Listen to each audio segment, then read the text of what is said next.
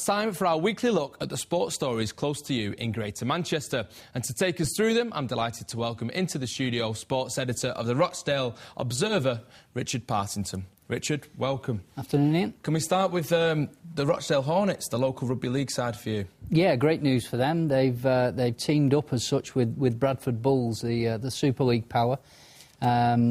And what this is going to be for Rochdale is Bulls players who aren't in the first team, so youngsters, obviously with potential and great calibre to make it at the top level, will cut their teeth as such at Rochdale.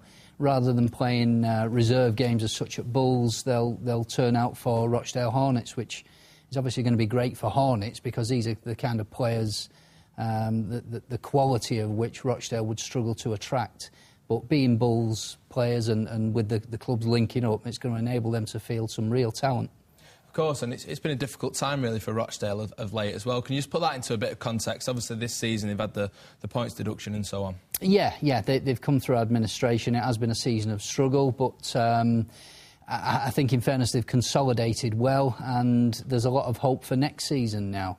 In terms of the Bulls link-up, it's not just on the playing side. They've also suggested that there might be scope for financial and administration experts to come and help out Hornets, which is something for a club at that level, that'll be a huge bonus.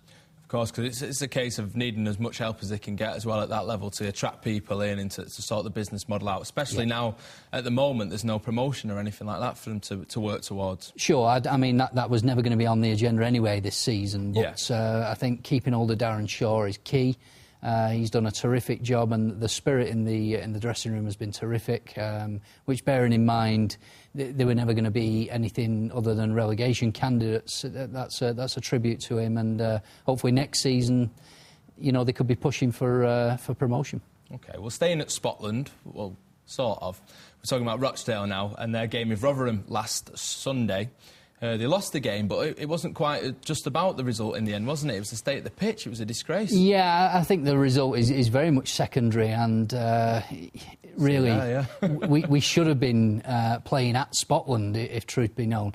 That you're seeing on the screen now is a glass shard that was recovered from the pitch just before kick-off by the club photographer. Now, he pulled out 3 or 4 similar pieces. The question being, how many more shards of glass were on that pitch? Well, the fact that they've actually found it just before kick-off, which suggests that everyone's looked round it, who needs to look round it, and said, yeah, it's OK to play on, which obviously it's quite clear that it wasn't. Yeah, let's just say there was a U2 concert at the Don Valley Stadium a couple of nights before. Now, when U2 played Hampden Park last week, Queen's Park, who play the home games, their game was postponed. Now, the Queen's Park ground staff had a lot more time to clean up that ground than Rotherham did at the Don Valley, and yet Rotherham saw fit to put the game on. I've just come off the phone, actually, to Keith Hill, who's still livid about it. Yeah, the result, as he's just made the point, the result stands. There's no qualms about that. Rotherham were the better team on the day. The question is it's there, but by the grace of God, there's not a serious injury. Well, indeed, of course. If we can go around the region quickly, we've got a story in the Macclesfield Express that I've got here about Rooney's little brother. Seems to be catching the eye of a few people. Yes, Keith Alexander has said he's the jewel in the crown at Macclesfield.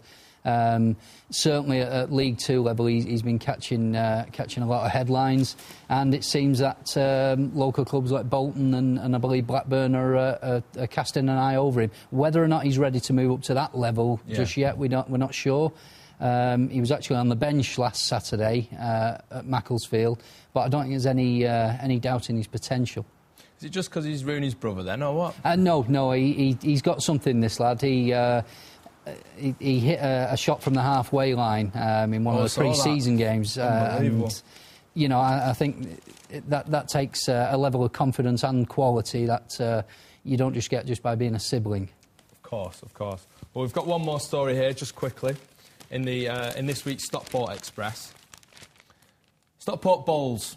Stockport Bowls, our region's bowling seasons as such are coming to an end, but the Stockport Express are still going strong. Holdsworth actually kicked off the tournament, the veterans, with a win on Saturday, and that continues again this weekend. Great, Dave. Well, a week of great fun down there. We had a story on it yesterday, and it does look great fun. Well, thanks very much for coming in, Richard, anyway, as always. Brilliant. Cheers, Nick.